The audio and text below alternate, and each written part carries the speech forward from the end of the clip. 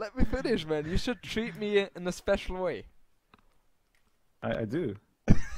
Oh man, after I said that, I was like, okay, I freaking fucked myself for you. This is going to backfire, right? Yeah, exactly. Oh Yeah. man, I will just stop talking. There you go. Hey, that was just a little clip from Jordan's stream. I thought it was pretty funny to see the banter between Jordan and TheViper. So we're going to have Jordan and TheViper. This is kind of a dream team of AoE. Two of these players were both considered the best players of all time at one... Well, the best player at the moment at one point. They are going to be going up against MBL, the Bye-Bye Man, and Lierrey, two up-and-comers, younger players, very, very, very good, very talented. And they certainly will hold their own throughout this game. So this is going to be a 2 versus 2 on Arabia. It's just a rated game on Voobly 1.5 Wololo. Jordan will be playing as the Malay as he tries to get back up to #1. I heard him on his stream today just talking about how he wants to get back up to #1. He's currently at 2200 in ELO right now. His teammate will be Tyrant the Viper, who needs no introduction. Probably the best player, in my opinion, of all time. He's currently at 2200, might be a little higher than that. Voobly, of course, only shows your most common rating, so if you play team games the most, it'll show your team game rating. But the Viper's playing as the Goths.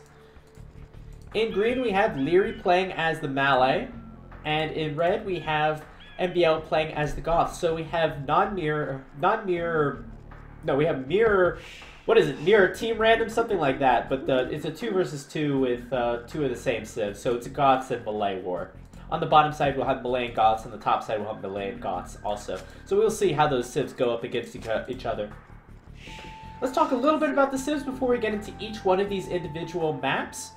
So the Malay, I think, are one of the top 10 best 1 versus 1 Arabia civs due to that extra 80% age up faster bonus.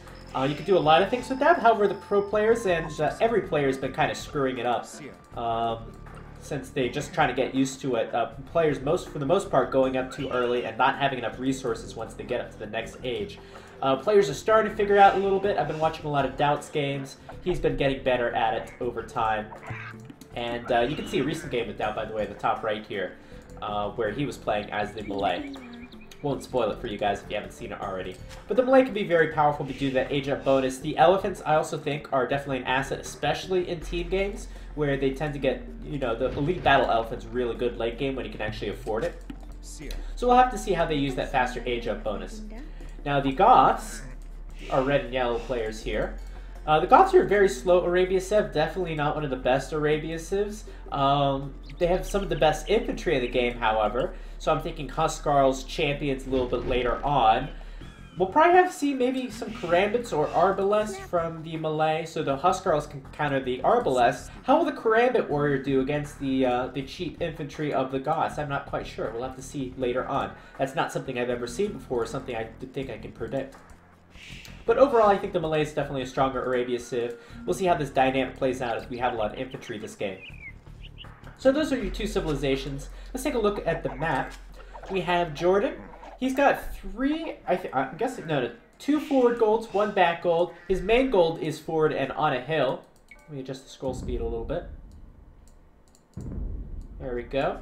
He's got a back wood line, so the wood is defensible, berries defensible. This gold is going to be mainly the problem. We'll see if Jordan goes for that gold early, if he tries to take this gold, or he'll take the gold in the back. Let's check if he scouted. He has. So a big problem for Jordan is going to be his gold this game. It's also going to be hard to wall. He can wall through there, but this side is pretty much unwallable. Let's check out his direct opponent, which will be MBL. His gold is also going to be not the best position. However, I imagine he can wall through here and like this with some resources and some effort. This side will always be kind of open, making the wood line kind of exposed. However, not the worst map either. And he's going out with a barracks, so he's going to go with a Dark Age rush or a Men-at-Arms rush right away. Let's take a look at the Viper's map. The Viper has a efficient wood line. If he walls through here, he can also do him some favors and keep his map more closed. He can definitely start walling it real heavy through here and through here if he wants to spend a lot of resources to do so. Now, one important thing for the Goths is perhaps the stones. The stones are forward for the Viper. Here's one. Where's his second stone? I am not exactly sure. usually means... Oh, here it is. It's over in the back corner. So not accessible stones for the Viper, so it's going to be hard for him to transition into Huskarls if he wants to do so. And just for completeness, let's check MBL's map, who's also playing as the Goths. Backstone is accessible, but is exposed. And then last but not least, we have Lierrey. Lierrey probably has the best map out of all of these players. He's already walled it in the front here. He's going out with some militias. We'll get to those in just a second. He's going to wall it through here, although this villager is kind of vulnerable with the scout lurking about. Stones are accessible. Gold is accessible. Lierrey has by far the best map. This wood line may be exposed to crossbow raiding. So 3 militia moving out from Lierrey. Lierrey has not clicked up yet, so he's delaying his uptime, which is a smart move as the Malay. Jordan is up on 22 population very, very early as the Malay. Let's see what he goes for. As you can see, his barracks is not up at this stage, so this is just wasted time from him. Let's see if he's able to do something once this barracks is up. He's kind of running low on food. The 2 deer will definitely help his economy, though. And let's see, no units coming out of the barracks, and he's going up with a stable right away. So Jordan perhaps should have gone up, either up with the barracks faster or gone up with 1 more villager. Either way, it's still an advantage for him. He should be 2 villagers up. And let's just hope that Jordan can afford all of his scouts to come out, since he is so early. Now, I think it's a little bit common. Players are experimenting, trying to get scouts out nice and early with the Malay with that bonus. However, the Malay don't get bloodlines. They don't even get +2 armor, so that is something to keep into consideration. This stable is going to get, once again, denied, slowing the rush from Jordan. Denied long enough, hopefully, for MBL to get his militia and his villagers forward. Now, MBL has seen the 2 forward golds and the big hill in the front of the base here, so that's why I think he's going to go forward. Men-at-Arms upgrade for the Viper. He's got 4 militia. And he should win this fight, so the Viper should be an advantage on the top side once that Men-at-Arms upgrade comes in. Oh, poor play from MBL. He's going to run right past the town center. Going to take a lot of extra damage. Half the HP already gone on those Men-at-Arms. And that's something that MBL needs. Luckily, it looks like his tower has not been scouted, so that tower should get up. If that tower was scouted, that would be a tough game for MBL. As expected, the Viper is going to clean that up with his Goths Men-at-Arms. He's probably going to cut production here and add some archery ranges, or go up to the next stage. 3 scouts out for Jordan. They'll clean up those weak Men-at-Arms, and now they can move out and see if they can do some damage against MBL. MBL has not walled yet, so he needs to get some Spearmen out and perhaps transition to something else, sort out his economy a little bit too.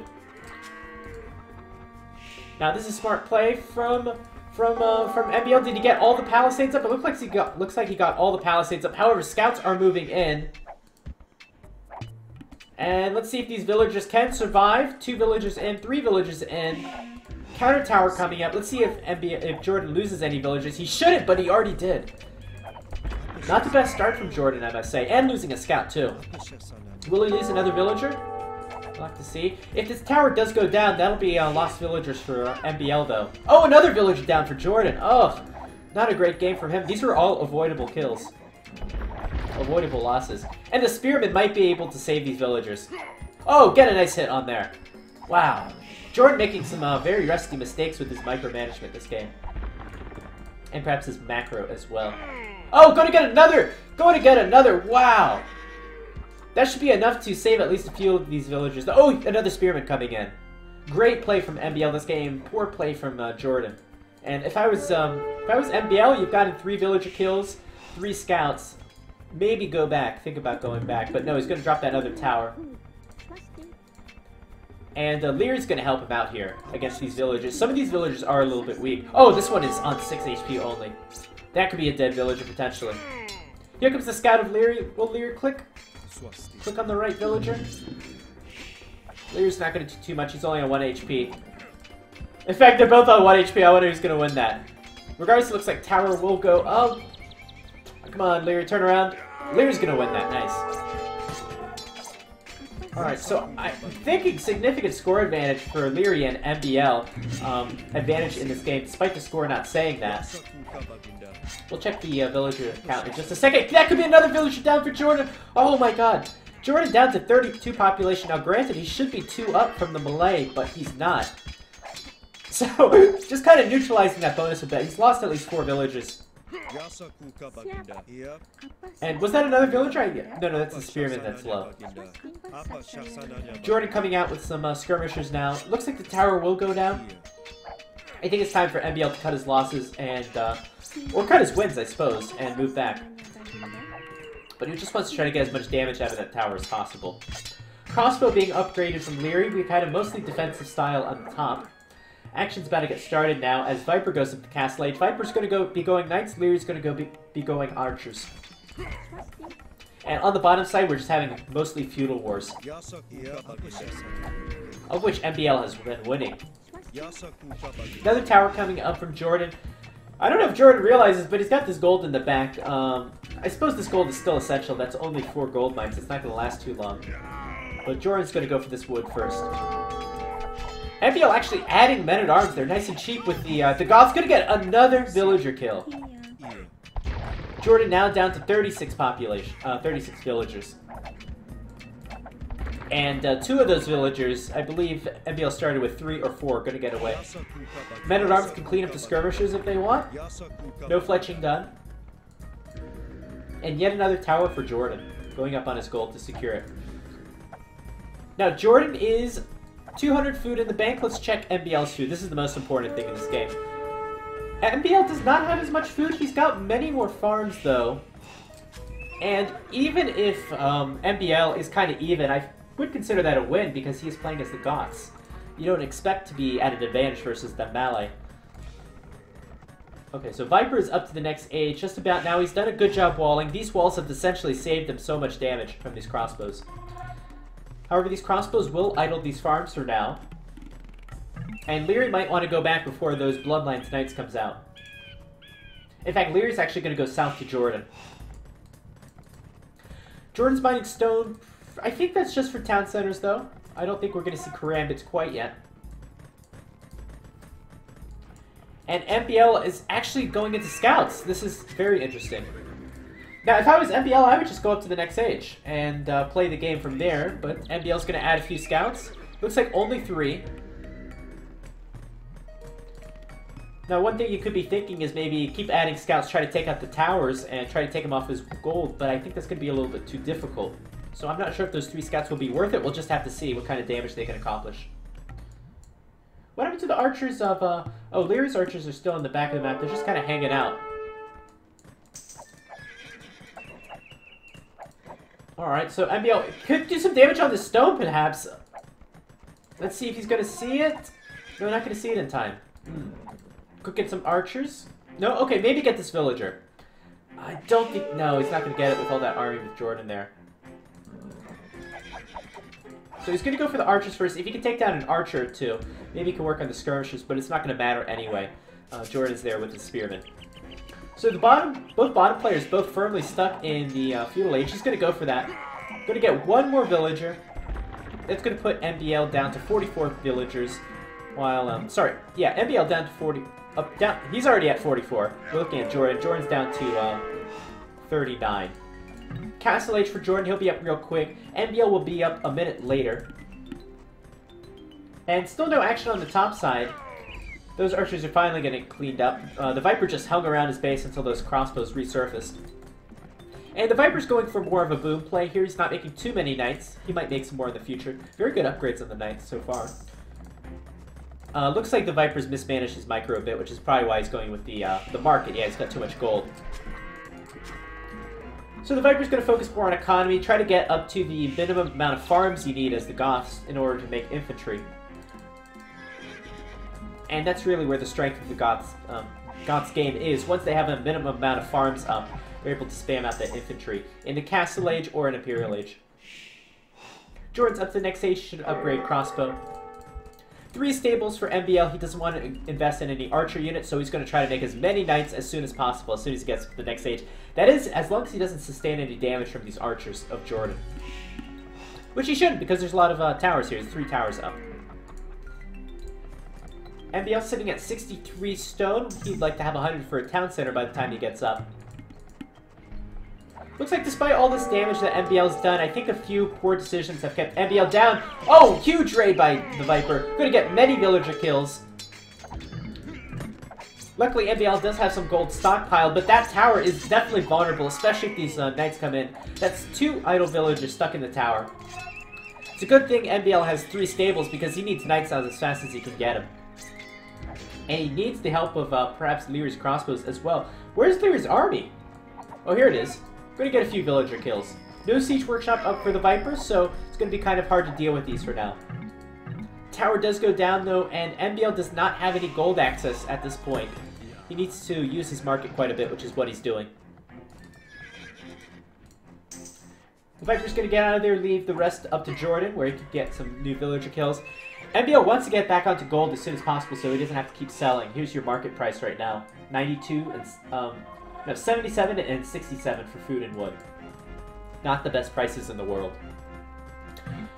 Anyway, what I was saying, despite all the great stuff that MBL's done this game, mostly he's had some pretty good micro. I don't like a few of the decisions by him. I think he's stuck around too long, perhaps with these towers, and also those 3 scouts were definitely a mistake. Spending 210 food, I think, on those 3 scouts could have delayed his Castle Age, which could have led to some of that extra damage here by not being up to Castle Age in time. So small mistakes led him behind, and of course he is again at a civ disadvantage, I believe. So scores right now saying the Viper and Jordan are in the lead. I'd have to agree with them. The Viper's got a good boom going, and they're applying a lot of pressure onto Liereyy. Liereyy almost has his castle up though. This could be a doubt castle though. A lot of crossbows. Not a lot of crossbows. I don't know what I'm saying. Just trying to fill the air here. However, Liereyy will get that castle up in the nick of time. And that is really going to save his ass. Knight's going to come in from the back. I don't think that's enough, though, to take engagement. We'll have to see. This is the biggest engagement of the game so far. I see more red in this picture than the other players, and this is going to, wow, this is going to skyrocket Liereyy and MBL's team into the lead as far as score is concerned. +2 defense already done on those knights. And now the Viper doesn't have a lot of army. He cut knight production for quite a while there as he's getting his 3 town centers working. He wants to switch into infantry as soon as possible. Let's see if he can weather the storm, though, as MBL moves out across the map. He's going to go for Jordan now. Jordan does not have enough crossbows to defend, but he does have a few towers to help him out. Oh, dear God. That's going to be some more villager kills. 2 villagers down. It could be the end of Lierey's army, though, if Jordan micros this right. +2 armor done on Jordan's crossbow, compared to +0 of Liereyy. And that does make a difference, especially if you're on a hill. Nice micro from Liereyy. Lierey's got one of the best micro in the game.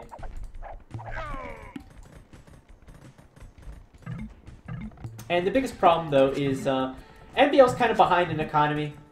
Lierey's doing okay in economy. The Viper's definitely ahead in economy, so he's a stronger Goths player for sure.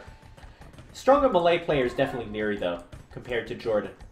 So which civ do you want to have the advantage? Do you want the Goths to have the advantage at the stage of the Imperial Age, going into the Imperial Age, or do you want the Malay to have the advantage? And I think the answer is probably going to be the Goths.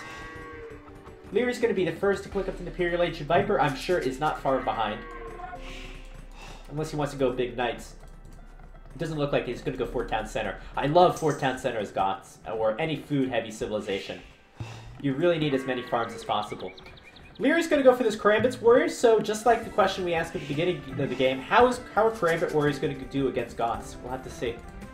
This is the biggest question that I want to be answered this game. Scale mail armor coming down. Let's check Lierey's economies. Up to 100 villagers, not quite enough yet. Anytime you're making infantry, you need tons of farms. For all those upgrades and everything.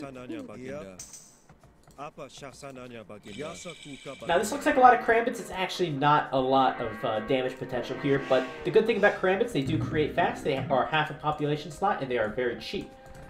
So Liereyy will have to mass those up first.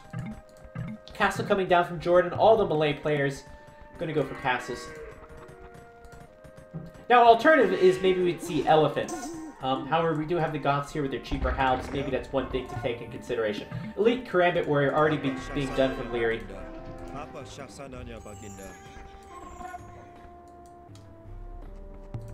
And let's check out those stats as soon as that's upgraded. We have 30 HP, 6 attack, 0, 1 armor. 10 more HP, 2 more attack, 1 more melee armor. Now, that doesn't sound like a big deal, however, with the amount of Karambit Warriors that you're going to be creating, it really makes a big difference over time, especially that 10 HP. Alright, we have about 10 Karambits against 5 Huskarls. Let's see who wins this. Looks like the answer is going to be clearly 10 Elite Karambits, by far.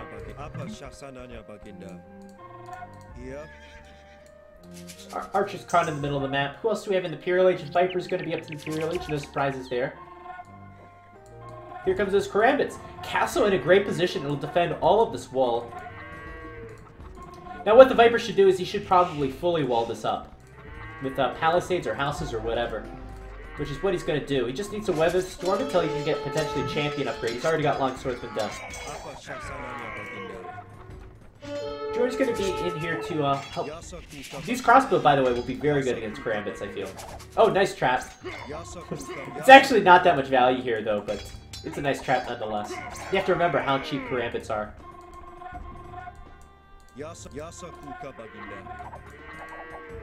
And it's going to be a potentially good night raid from MBL. He's going to go straight through 4 towers, a town center, and a castle, though, and going to get stuck with the pathing. However, I guess he'll get 2 knights out of it, too. Alright, third castle for Lierrey. He's really piling on the pressure. If he wants, he can get arsons to try to take down these buildings. However, I think it would be in his best interest to add some sort of siege to this army. Pikeman done for the Viper. That's kind of interesting. I'm wondering why he's doing Pikeman. Seems like a bit of a waste.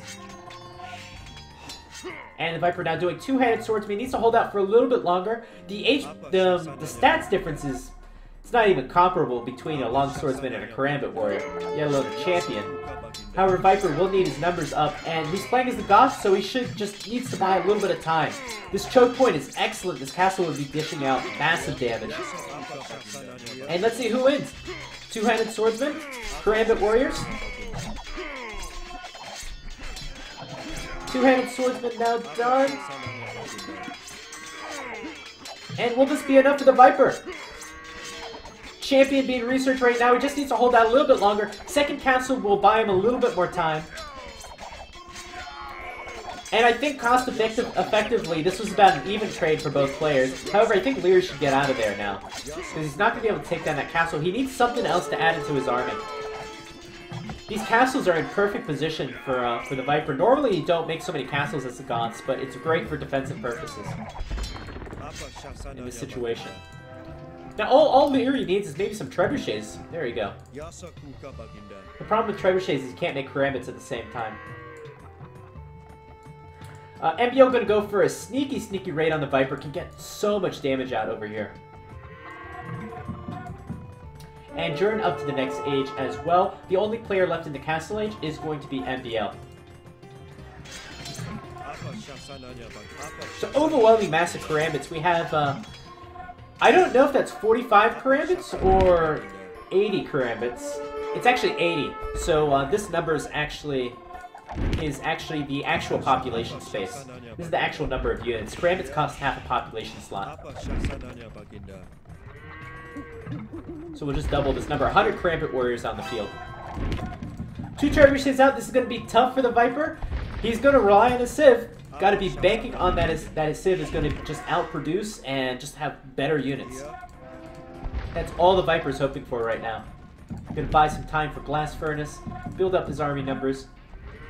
Viper's got a very strong economy, 120 villagers. Knight's actually going to move back. Oh, that would have been a good raid if he went for the Viper's base in the back. There's a few pikemen here, though. Imperial Age coming in from MBL. He'll be up in just a second. Not going to be the best raid, I must say. Going to be under a castle. Going to be with a monk over here.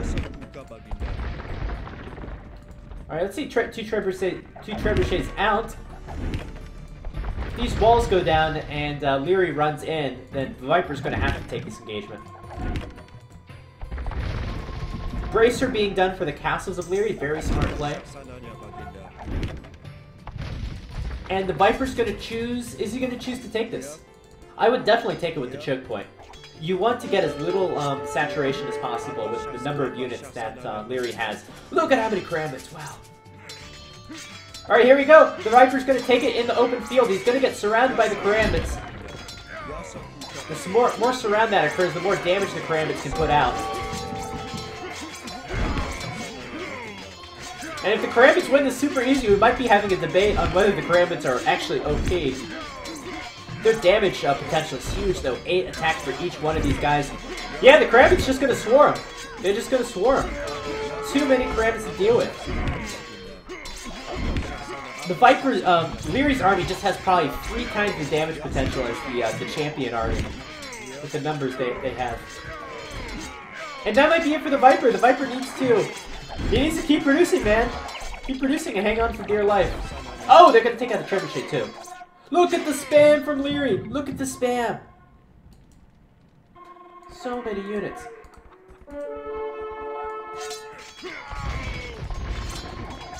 Gonna try to take out the town center. Will the Viper be able to remass his army? Definitely could. Champion's doing their damn best, but as you can see, one champion not even take out one Karambit warrior because of all the mass that's here.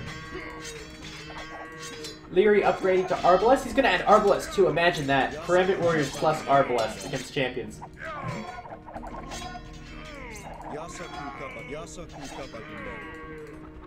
On the south, I'm just amazed at how little action there is. I'm guessing we're going to see Karambits. Jordan's probably just saving up for the investment, which is why he's waiting around. That's my guess. Yeah, here he is. And there we go, Elite Karambit coming in.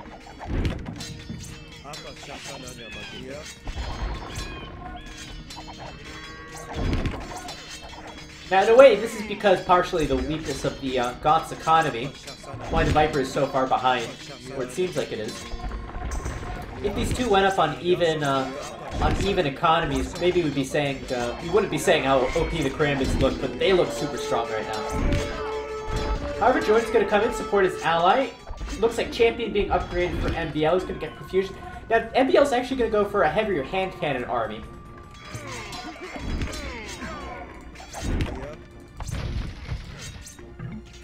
And with the support of Jordan, let's see if they're able to push this back. Trebuchets are down. That's going to halt the advance for now. One trebuchet up if they want to start attacking this castle. This castle's on very low HP. I don't know why it's on so low HP. It should be repaired.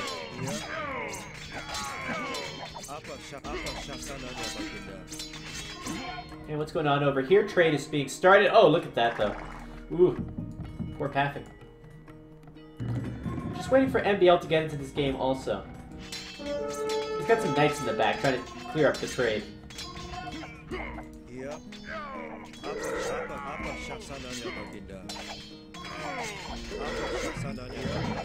And it still looks like it's going to be too much now. Arbalest being added in. And immediately, the Viper going to target down this trebuchets. However, it is 2 against 1. This castle is already low. Bit of a mistake. The rare town patrol being made. Well, I gotta check this tech out because no one ever makes this. Let's see the town patrol. This is an occasion that we get to see town patrol being researched. It's been reduced in expansions, of course, and outposts. Jordan's feeling suspicious because, like, where is MBL this whole game? It's actually a good tech at this stage, I think. No idea where MBL went. Here's MBL. Takes him a while to research chemistry, get up a nice mass of hand cannons, but he's here now.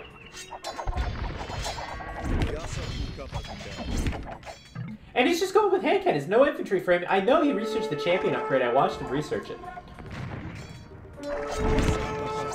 Let's see if this is going to be worth it though. We have Goths standard army composition and then hand cannons for MBL.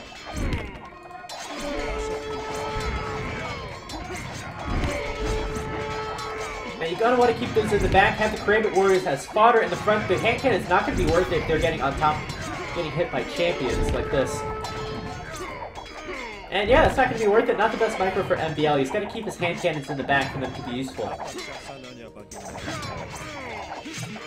And now this is just inviting the Viper to switch into whatchamacallits, Huskarls, which is why he's going up with Anarchy, as there's no more Karambits in the mix. Lierrey needs to step up production of the Karambits. It is a little bit difficult to queue all these castles at the same time, especially when they're being created so fast. So that might be something to take in consideration. Scores right now, dead even. We have a very close game.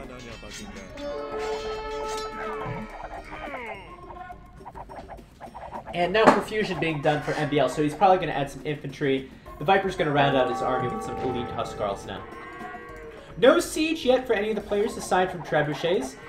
I imagine onagers and heavy scorpions can be extremely effective against all this, basically anything that any of these players have been making up to this point.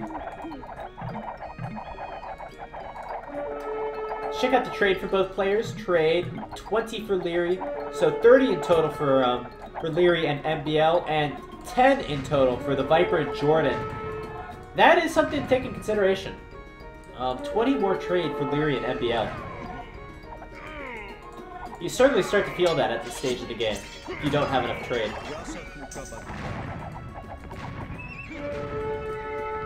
And that's suddenly all of a sudden a huge, massive hand cannon. Again, I'm just waiting for the... Actually, I was gonna say waiting for the siege. Jordan's actually making elite battle elephant. I do like the Malay battle elephant against melee type units. The pierce armor, lacking the armors, tends to be more effective, more important for when going against archer type units. So not going to be great against the arbalest, but I think they'll be pretty good against melee type units with that cost reduction.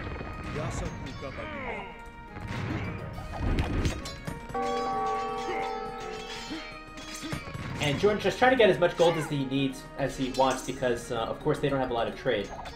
So he needs that gold desperately. So much army from Goths and from MBL and Liereyy. A lot of karambits though. I love this though. I love how many units are just on the field. It feels like a 300 population game because of the karambits. It's a very fun unit. Very fun unit. And this is a matchup in general. Goths and Malay just both specialize in spamming units. I'm really loving this matchup. Is this the pushback that the Viper and Jordan have been waiting for a while? Oh, is it? It might be. It might be. Taking down 3 trebuchets now. Liereyy gonna switch into his two-handed swordsman, which don't cost any gold. We're just gonna see an infantry spam this game. And I spoke too soon. It's just gonna be way too much. Way too much units. Those hand cannons, for the most part, and the arbalest staying alive in the back. Because you can add the fodder in the front. Some battle elephants coming out. Now again, against hand cannons, I don't think the pierce armor makes too much difference since the hand cannons have such a high natural attack.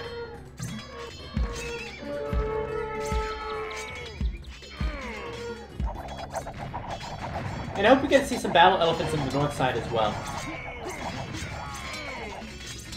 The Viper's doing the best he can. Let's check the trade one more time. More pressure has been applied to Viper and Jordan this game, bear in mind. So 30 trade for the Viper and Jordan. And just about 45 trade for Liereyy and MBL. So 15 trade difference.